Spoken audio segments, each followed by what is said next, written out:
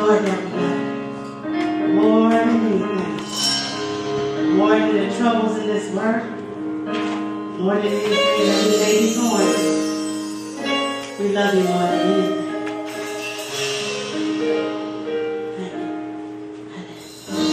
I lift my hands in total adoration unto you.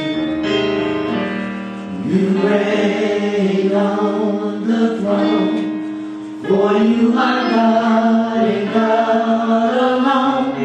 Because of you, my cloudy days are gone. I can sing to you this song. I just want to say that I love you more than anything.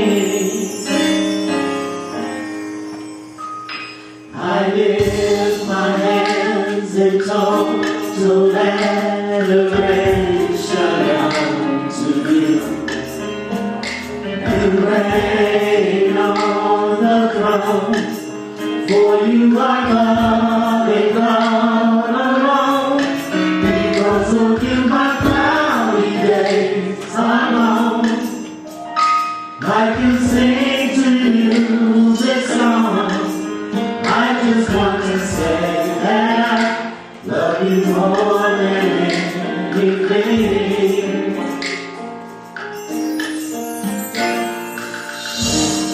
In your arms, you are my shelter from these storms. When all my friends were gone, you were right there all along. I've never known a love like this before. I just want to say that I love you more than anything. I love you, Jesus. I love you, Jesus. I worship and adore you. Just want to tell you, Lord, I love you more than anything. Tell me, I love you, Jesus. I worship and adore you. Just want to tell you, Lord, I love you more than anything.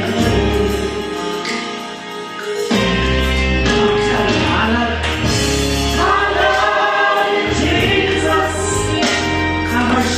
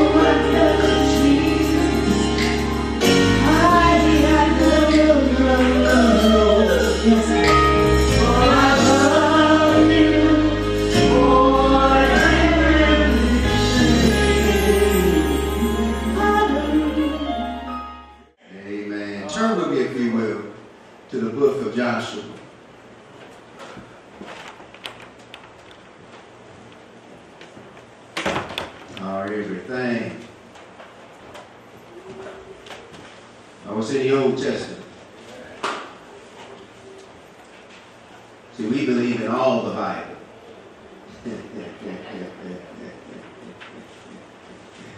Joshua chapter 14.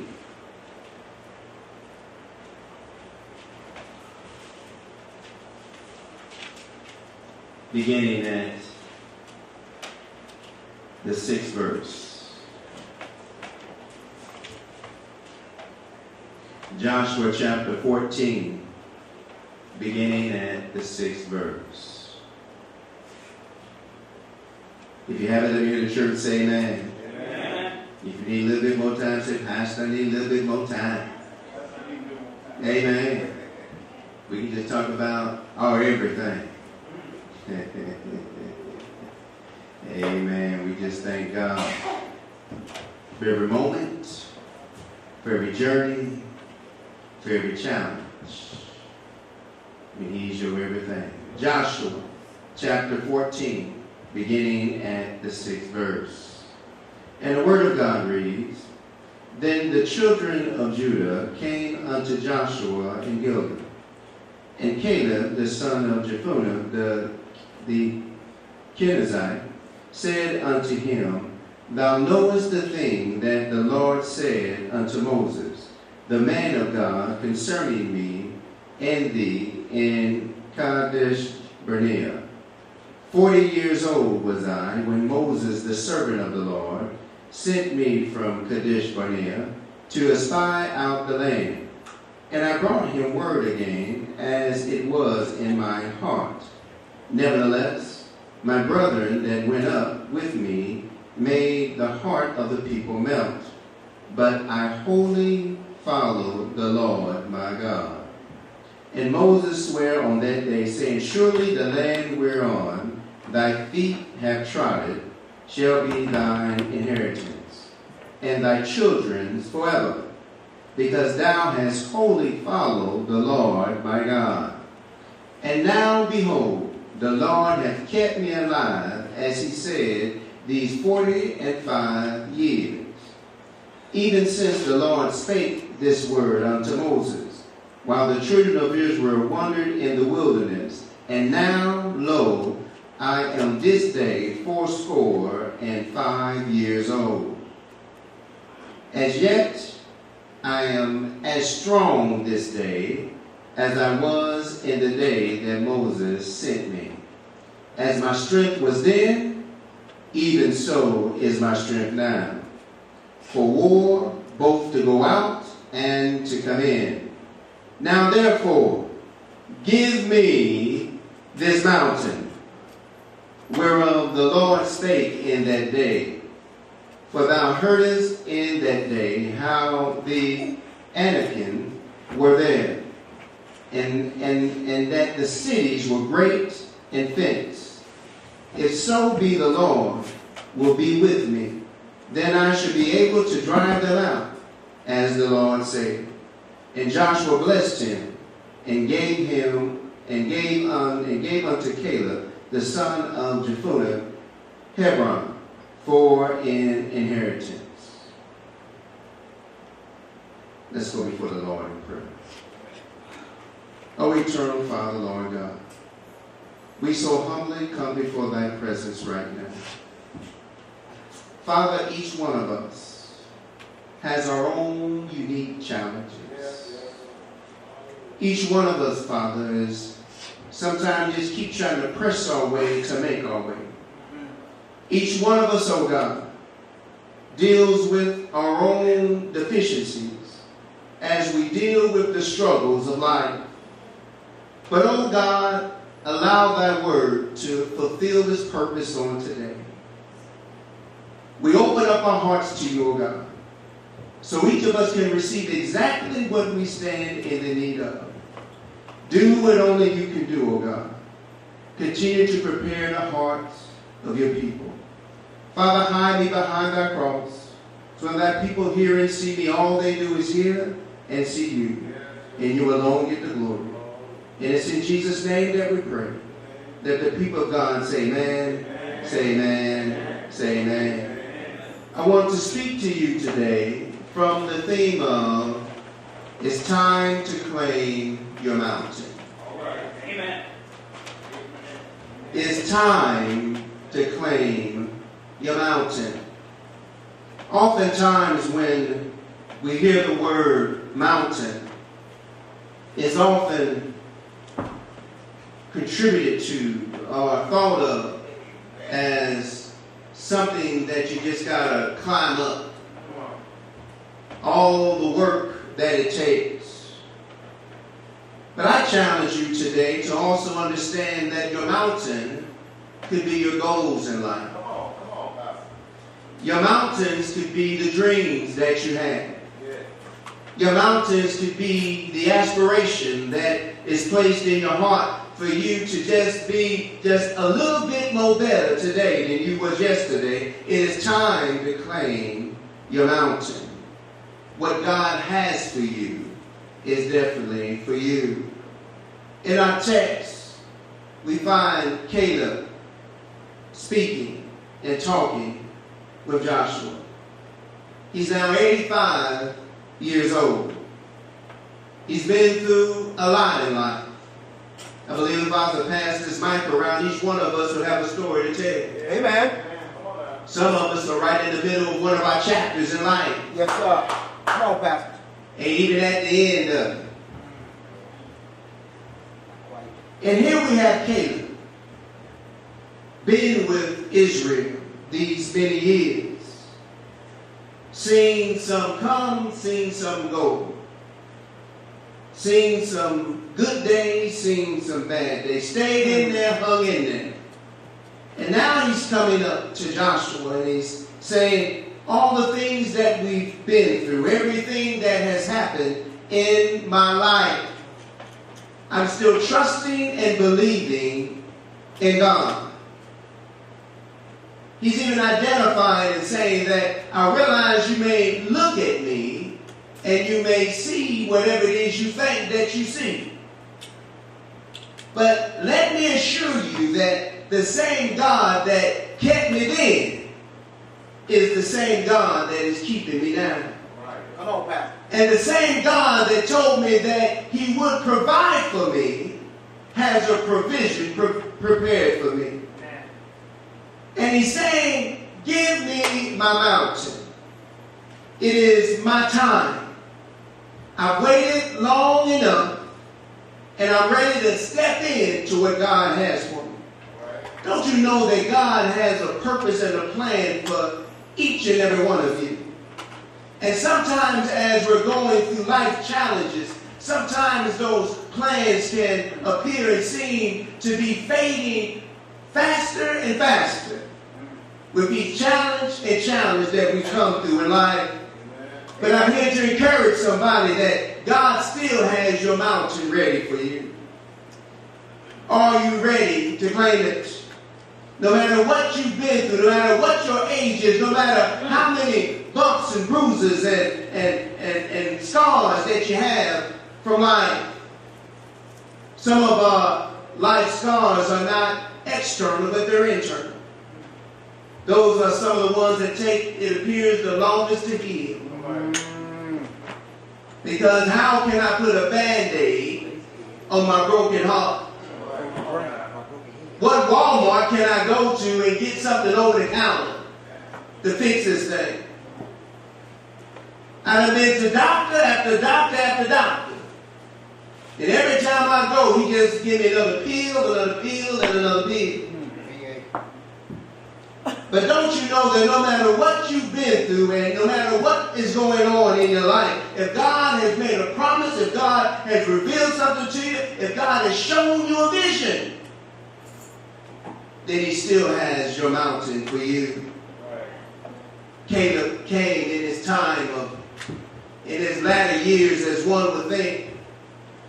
But he says, my heart is still strong. I may not be able to run up and down the court like I used to, but my heart is still strong. May not can do a mile under 10 minutes no more. But my heart is still strong. May not can stay out all night. Some of when it get Dark. That's it. It's around. Used to hang out all night. Waiting on the sun. Where that sun at? Been up all night.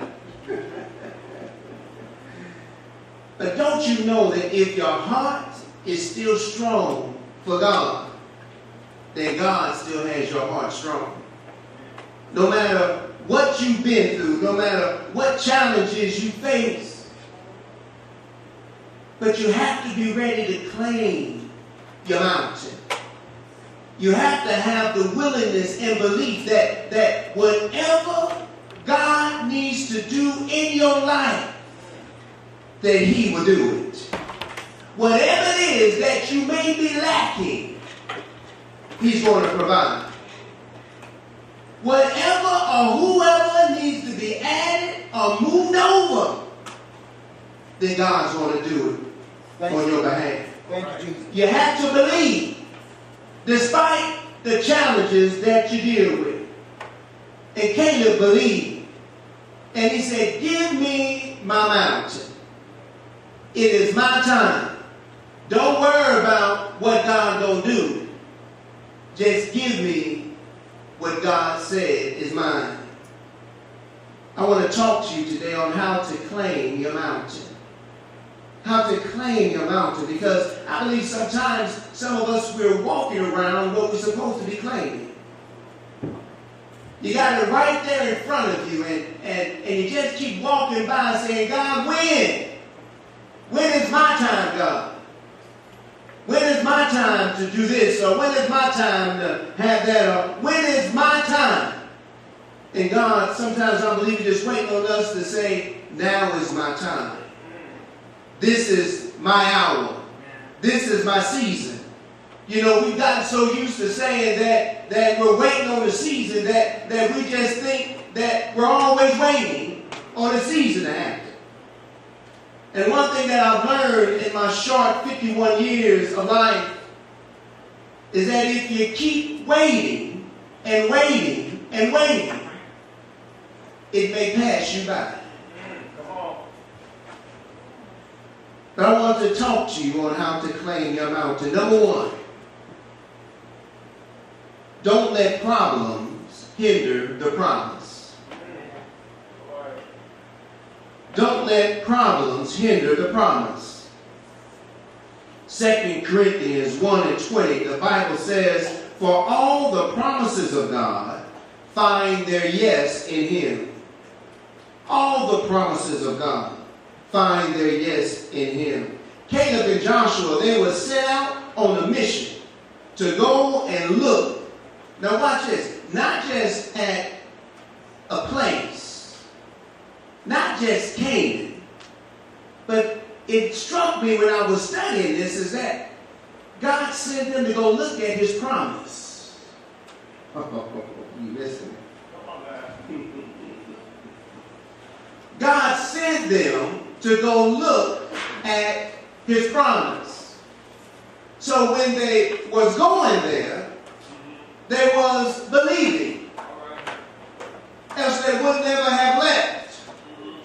All 12 was believing. And then when they got there, they saw issues. They saw problems. And sometimes God will take you to His promise, and He will also show you the problem so you can start believing more in the promise than the problem. All right. Because no matter what God gives you, there's going to be work with it. No matter what blessing that God places in your life, there's going to be challenges attached. And if we don't get into a habit as being God's people of believing more in the promise than the problem, then every time a problem come up, promises go out the window. Every time something happens, now is always the worst thing. How can everything always be the worst thing? Don't you know that every time God, even when God gave Eden, to Adam and Eve. They had to go to work. They just wasn't walking around the garden, not doing anything, but there was work that was assigned to them. Oh, you got to get this. Don't you know that any time that there's a promise that God takes you to, he's also going to show you some problems or some issues or some work that's associated with it. And so what you have to be is, God, I'm trusting in you more than what I see. Oh, what does that say? That it's time for me to walk by and not by. Because when we operate by faith, then we operate in the favor of God. Don't you know that God is looking to bless you? Don't you know that God is looking to increase you? Don't you know that God is looking to pour onto you until your cup runneth over? Yes, yes. But don't you know that that cannot happen without faith? So when God takes you to a promise, he's going to show you some problems. And he says, now what I need you, because see, your faith got you to the promise. But there's another level of faith that you need to keep you in the promise. You're not hearing me today. Oh, you're not hearing me today. Because God just don't want us to come and look at the mountain. God wants you to take the mountain. God just don't want you to come around and talk about promises. God wants us to stand on his promises. And the only way that we can get there, the only way that we can stay there is that we get to another level in God. But you can't let the problems hinder the promise. So God's going to allow you to see some things. You see, just like the 12, when they got there, they just wanted to see the land flowing with what? Milk and honey. God, you said it's going to be flowing milk and honey. So in their mind, that's all they wanted to see. And their willingness to deal with whatever it is they had to deal with, that's all they wanted to deal with, was milk and honey. All of a sudden they get there. Now they saw the milk and honey. They saw the beautifulness of the land. They saw all that. But then they saw it was still inhabited. And it was folks that looked like that they weren't going nowhere. It was folks that looked at it and said, we was here before you, we're going to be here during you, we're going to be here after you, what you want. And they consider that to be a problem. But don't you know that just because you see a problem, that does not nullify the promise. God's promises still stand true. But what he'll do is he'll show you some things about where he's taking you and what he's placing you in. Because he says there's another level of faith that you have to reach for. There's another level of faith that you have to trust God in. There's another level of faith that you have to rely on in order to stay in the promise. You're going to have problems every day. Kids going to be problems. Just because they move out the house, that don't mean that there's no more problem. Somebody know what I'm talking about. There's a problem that you had with when they was inside the house. Whole new set of problems once they leave. Like, where all these come from? What's all this? Where's that attitude? Where'd you learn that? Where'd you pick up that? Who's that you hanging out with? Problem after problem after problem. You would think that once you train them up, now go forth and be no more problem. It don't happen that way. You would think that you've been so long working on the job. You learned your job as an expert. You know all the ins and outs. You know everybody else's job. Should be no problem. Matter of fact, you've been working with these folks for so long, we shouldn't have no problem. And sometimes it's not the new folks that show up, it's the old folks that's been there. That gives you problems. God promised you that he would take care of you. So he gave you the job. He didn't say that there wouldn't be any problem. But sometimes when we're facing problems, we go to the job that we were asking God for and praying that all these things would happen, and now these things are happening, but all we wanted was the milk and honey. I didn't ask for no problem. Let me go back and check my prayer, because I don't remember saying, God, that give me milk, honey, and problems. I asked for a lot of things, oh God, but I don't remember asking for that. But don't you know that whenever God is moving, whenever God is doing, whenever God is about to change something in your life, there's going to be issues associated with it. There's going to be challenges that's going to be connected. And there's going to be problems that arise. And God is not doing it so you can be faint of heart. But God is doing it so you can have a strong heart and believe in his promise. Because he said, I got you here, but there's more stuff that I got for you. So I need for you to continue to expect greater despite the problem. Number 2, you need to be positive as you deal with the negative. You need to be positive as you deal with the negative. 1 Thessalonians chapter 5, verses 16 through 18 speaks of rejoice always, pray without ceasing, give thanks in all circumstances. Don't you know that God is depending on his people to be positive in negative situations?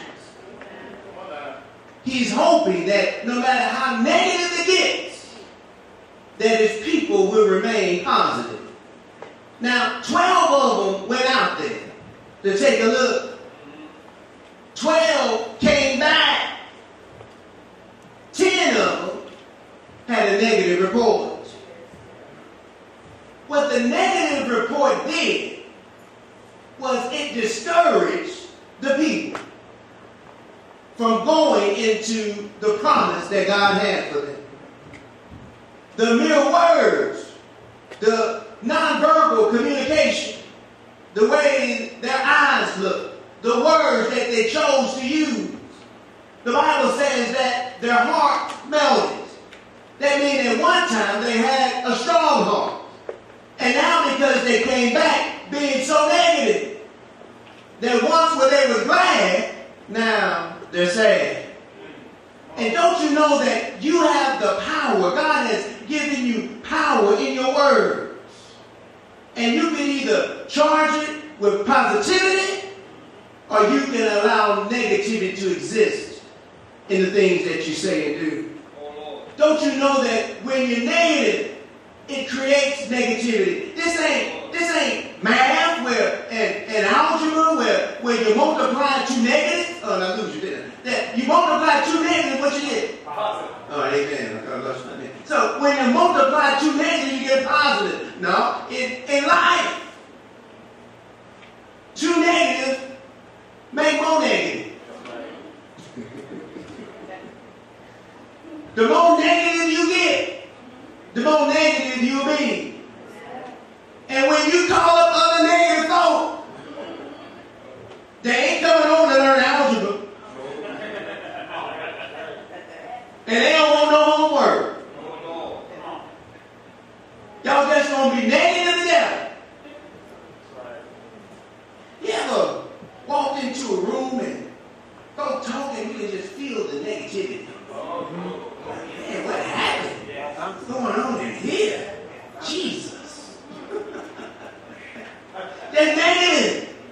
Negative. And folks ain't happy until you negative. I don't know what that is. Here it is, you come with your positive spiritual self. Hey, praise the Lord, how you doing? Well, everybody be happy. God bless you. What you mean?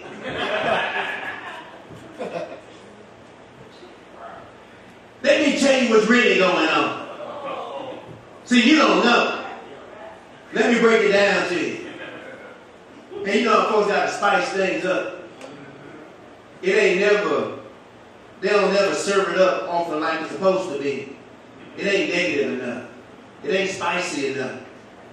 Because you know, when you taste something too spicy, I used to eat peppers. I used to eat peppers. And peppers and greens. I can't stand a pepper now. Put a pepper in my mouth, even just regular pepper on food. I don't mind cooking with that. It got to be cooking. I don't like putting pepper on the food after it's made. Make you make the nasty face.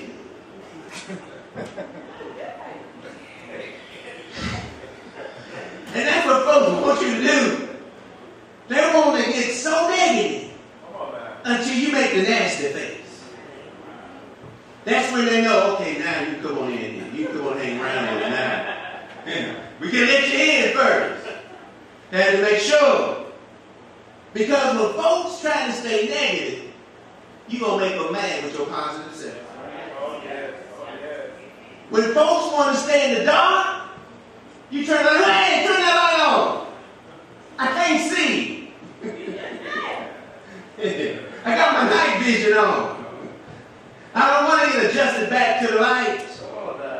I want to stay negative. These 10, they came back with such a negative report that 10 people destroyed a nation. 10 folk came back. 2 of them said, no, we can do this, y'all. 10 said, no, we can't. Word gonna take word. God brought us here, but it's gonna take work.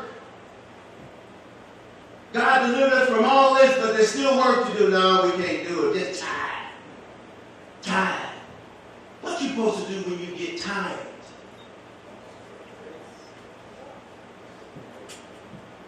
I see a rest. But don't you know, the first thing I do before I even go try to get rest when I'm tired is I go to God first. Amen. Because that's a different type of rest, so you're not hearing me today. See, I don't know about you, but sometimes I get so tired that trying to think of my name is trouble sometimes. I'm tired. I'm so glad I got on started. Sometimes I get so tired, I just say home. It's just protect the home. Mind and be so tired. But there's one thing to man. You ever been so tired that you couldn't go to sleep? You ever been so tired that as soon as you lay down you're uncomfortable? Yes. But when you go to God first, when you go to the Lord first, and you say, wait a minute, I need to get positive first. I need to get right first. Because sometimes you can go through so many things in life that you feel as though that you're wearing it. Sometimes you can be dealing with this and dealing with that when you leave whatever it is, it's like you're taking some of it with you. But don't you know that when you go to God and you say, Lord, I'm just looking to get positive in you. I've been dealing with all this negativity. I've been hearing all this negativity. Don't you know if you start watching things, if you start seeing things, you're going to be thinking about things. And if all you're saying for an hour or whatever it is negative things or hearing negative things, don't you know those negative things want to stay in your mind? All right. But you got to go to God and say, okay, God, before I get my rest, I need to lay in your best. I need to get my rest from you, God. Oh, it's a beautiful thing. But the enemy wants you to stay negative. Why? Because the enemy, he likes bowling, I believe. Why did I say it? Because in bowling, you got the ball. And the ball want to be rolled down to knock down one pin. No, we'll knock down all the pins. That ball want to knock the ball down. And the enemy wants to use you as a bowling ball. He don't care if you got the Brooklyn hook or whatever them things are, or bow straight or whatever it is. He just wants you to get to where the pins are in your life. And that's the people that are in your life. And he's hoping that you just stay the negative you. And now you just stay negative. Because then he said, I'll get you there. Because see, when you're trying to stay positive, then he's trying to take you out. But when you're all negative, I can use you. Oh, yeah, you stay just the way you are. Yeah, let me take you on home first with your negative self. Yeah, let me roll you on home. Let me get you up in there. Oh, this car that was acting up, no, we're going to make sure you get home. Get on home, yeah. Walk in the house with your negative. Yeah, have somebody walk in the house negative. They walk different, don't they?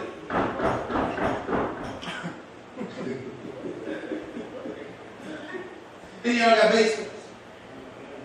Here's somebody walk in the house. Hey, what's wrong with you? You can tell when somebody is at. Walking up the stairs. You ever see somebody cook negatively?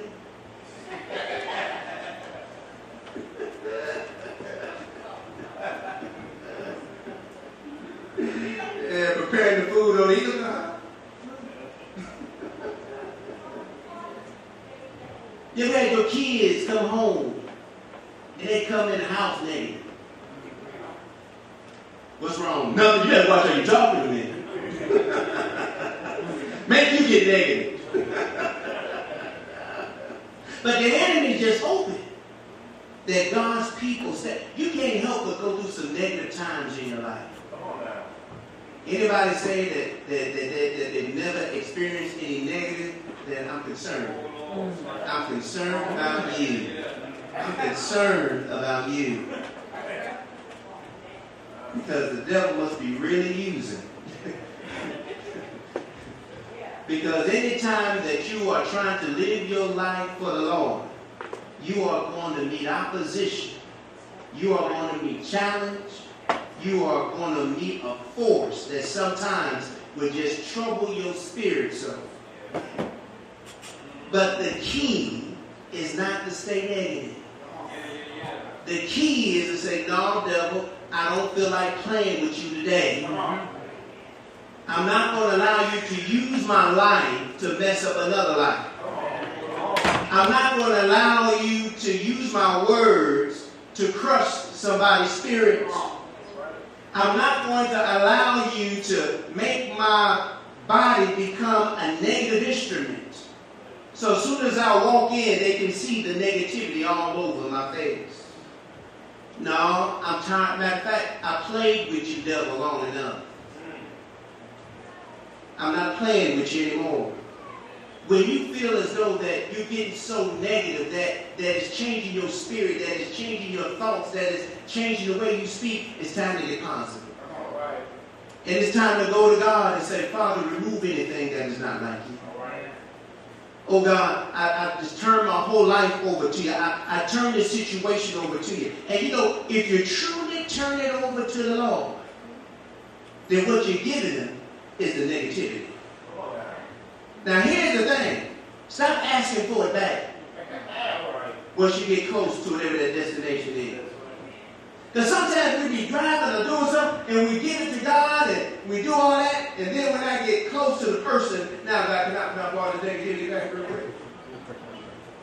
I'll give it back to you once I finish with it. But they need to know how negative they made me feel. They need to know how long I've been dealing with this negative thing. They need to feel the pain of my negativity. Don't you know the devil said, go ahead with your bad self. Yeah, roll that ball on down there. See how many people you can knock down. Because see what happens is that negativity is contagious. Soon as you put it on somebody, there's a chance that they're going to put it on somebody else. And before you know it, you could have infected your whole house. You could have infected your whole workplace. And sometimes you drive in the car and you just keep infecting yourself. Because you're driving down just talking about whatever you're talking about. Get on my nerve. I can't believe they did all that. Blankety, blank, blank, blank. And the devil is sitting there saying, yeah, you keep on. But don't you know that God is saying, no, if you want to claim your mountain, he says you got to come positive. You got to push out the negative. Because the negative says you can't. The positive says you can. The negative says, stop waiting. The positive says, keep waiting on the Lord. The negative says, nobody cares about you. The positive says, God loves you, and he's sending those to love on you. When you start believing in the positive. See, sometimes when we're watching news and we're going through life, it's hard to believe that there's some positive thing that is happening. But don't you know sometimes God says, I want you to be the positive thing. He says, I'm taking you to negativity so you can be the positive one in this situation. Sometimes you're supposed to be the Jesus in your situation. Sometimes you're supposed to be the living word in whatever is being, whatever is transpiring with those people in your life. And God is looking for you to inject some positive. And here it is. He wants you to use positive sometimes even when you feel negative. Because sometimes you need to speak encouragement to yourself. Sometimes you need to hear the words coming out. Because when you start believing it, you can make others believe it. And number 3, remember who you are working for. Remember who you are working for. Bless you.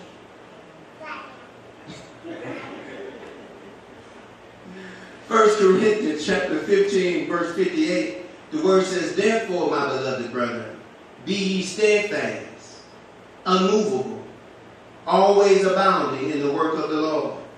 For as much as ye know that your labor is not in vain in the Lord. Don't you know that God is going to put you en route to your mountain? And when you get there, there's going to be work to do. And what happens with a lot of Christians is we start off working well. We start off doing great. And then we get into the day-to-day of the work. You get into the grind of trying to make it happen. You get into the mission. You see, you get involved because, I want to be involved in this ministry. But don't you know with every ministry, there's a mission. Right. A ministry cannot exist without a mission. Amen. The mission is the work. Yeah. The ministry is what you hope to do. Oh. And what happens is that we get so excited because we want to help people. We get so excited because I like jail ministry, or I like dealing with the homeless, or the single mothers, or whatever it is. And we enjoy the ministry part of it because it's beautiful to serve. But then you got to start serving. And you got to get into the mission. And what you have to remember is who you're working for. Caleb, get this now. Imagine. He came back with a positive report. He came back and said, yes, we can. It's right there for us. And then the rest, because of the 10, they got disheartened. God had them wander for how many years? 40. Who wandered with them? Caleb and Joshua. Wandered with them. That means that they had to go through 40 years. They had to keep believing and trusting that what they're working for and who they're working for is not in vain. They had to believe that each day they had to get up and deal with negative thoughts. Each day they had to get up and deal with some folks that got them in a situation that really was not their fault. And as they look around and they start seeing people die off and this happened and that happened, they wasn't getting any younger. They was getting older and older and older and older. He kept working. He kept believing. He kept trusting. See, it's so easy on Sunday to say, yes, Lord, hallelujah to your name. Father, we glorify you. Thank you for this day. Because you came here to worship him today. So it should not take too much to get your praise on. If you entered into his courts with thanksgiving and praise. The choir you shouldn't have to wait to hear your favorite song. Whatever song they sing should be an opportunity for worship. Whoever praying, I like this person. No. Whatever prayer is going for, hey, let's pray. Should be so easy on Sunday.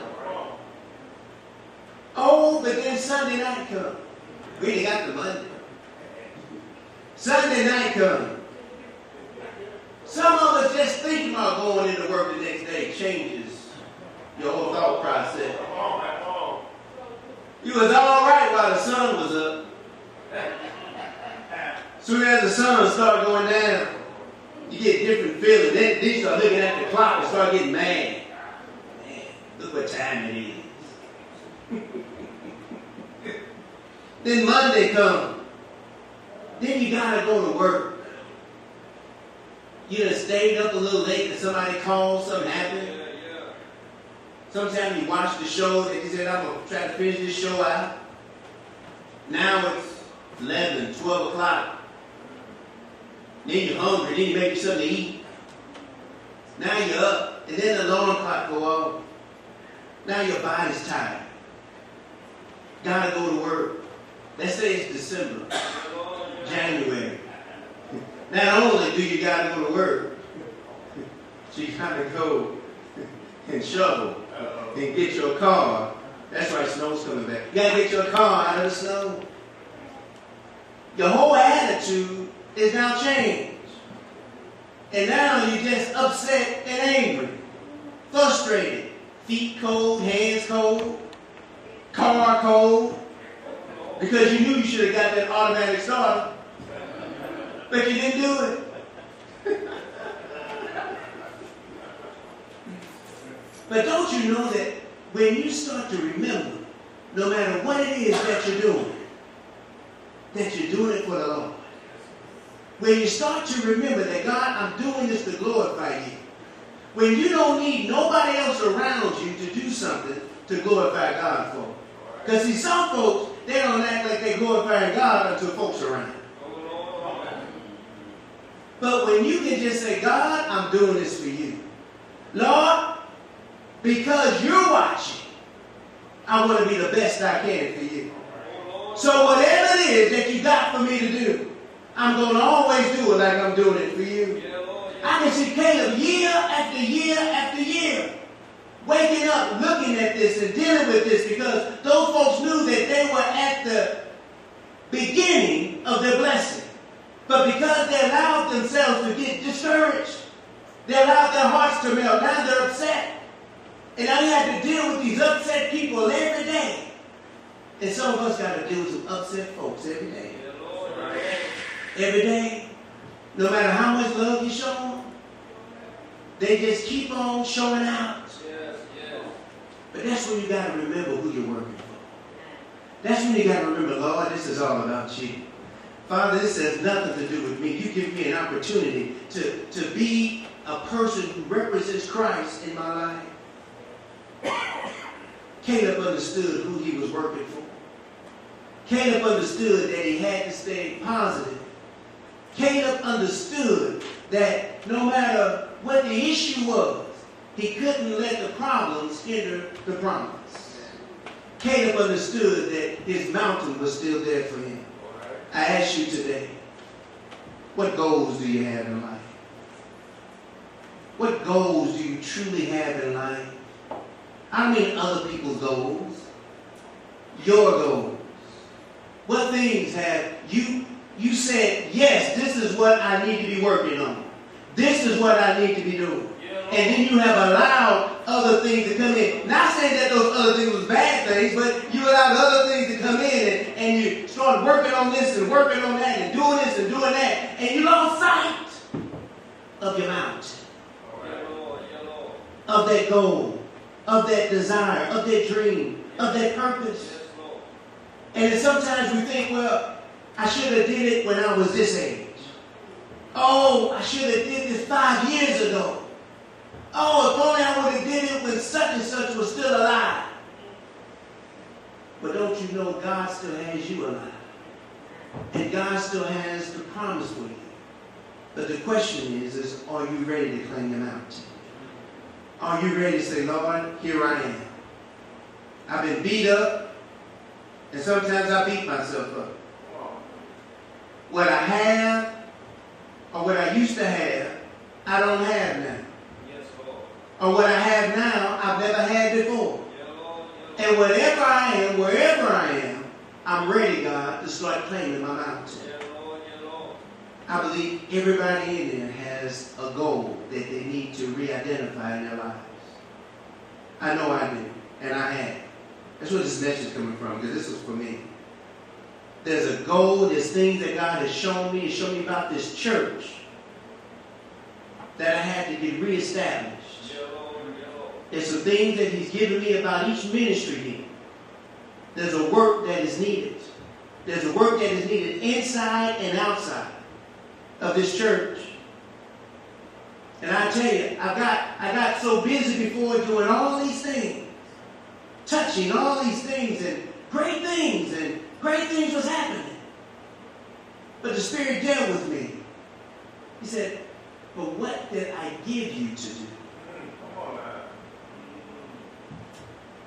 He said, I realized some branches came off from the tree that I gave you. But I still told you to climb the tree. And sometimes we can allow ourselves to rest on a branch when you should be using it to continue to climb up. I'm ready. I'm ready to keep climbing.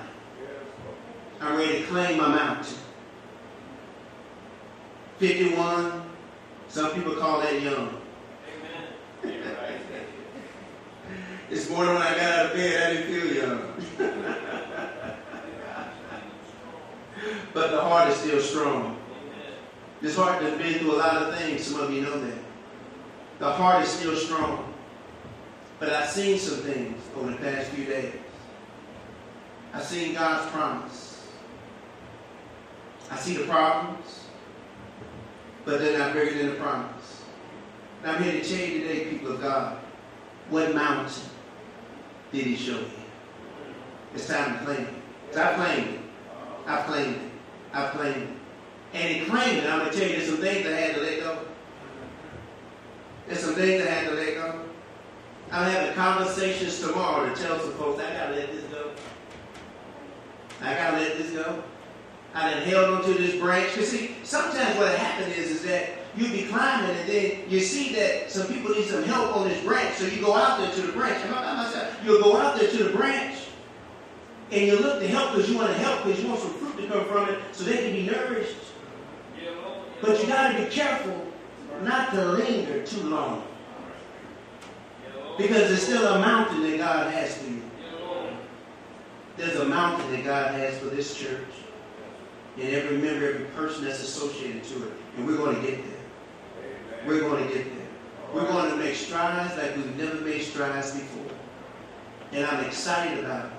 Some may not be, but you will be. Because see, some got to be like Thomas and they won't believe it till they see it. And I'm okay with that. I'm okay with it because my heart is strong. But I'm telling you, people of God, what is your mountain? What was your goal that you lost sight of? What was the one thing that you was pushing for? Now watch this. That gave you so much joy in God. What was it? God said, come back to that. Come claim it. And you watch what God will do. It don't matter what your age is. It don't matter how long it's been. It don't matter. I wish some people that is no longer here was still here, but that's okay. It's okay. Because God says, don't worry about them. You just worry about what you're supposed to do. And claim your mountain. I got any mountain claimers today? Mountain claimers today? Tell that devil he is a lie. Lie. What God has for me is still for me. Hallelujah. You can't hold me back. Hallelujah. He's going to give me the strength to do whatever. He's going to give you the strength to do whatever it is that he has for you to do.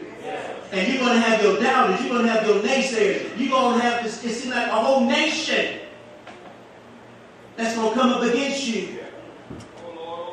And God is saying, just keep claiming them out. Just keep claiming them out. You're going to have those that's going to be around you, that's going to be encouraging you, but you're going to have those naysayers, those doubters. You just stay positive. I can't stop the negative people from coming at you. I can just try to encourage you to stay positive. And you watch what God's going to do. You watch the blessing that's there, and you watch what we do as a church. Let us stand to our feet.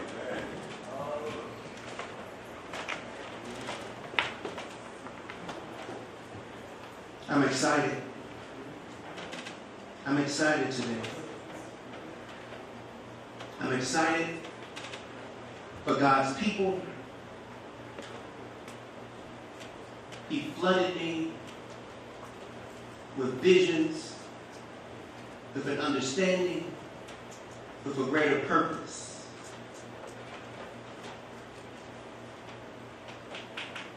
And this is your time. No matter how long it's been, it's your time. Some of us are hesitant to even say it or believe it. But I'm telling you with all confidence, it's your time. But we you claim it. The next level that God has for you, there is a greater joy for you. There is healing for you. The heart no longer has to be broken. It's your time. The hurt no longer needs to remain. It's your time. The fear does not have to paralyze anymore. It's your time. It's your time. It's your time. It's your time. Grab hold of it. Grab hold of it. You ought to be ready to go to God and say, Father, I'm ready for my mountain. I'm ready for my mountain. I'm ready for the work. I'm ready for the journey. Because I know you're going to provide everything that's needed. I'm ready for my mountain. If you're out there today, it's mountain climbing time. I'm telling you. Some don't know what I may be speaking of, but you will soon. Very, very soon. Very soon. But it's mountain climbing time. I got my mountain boots on.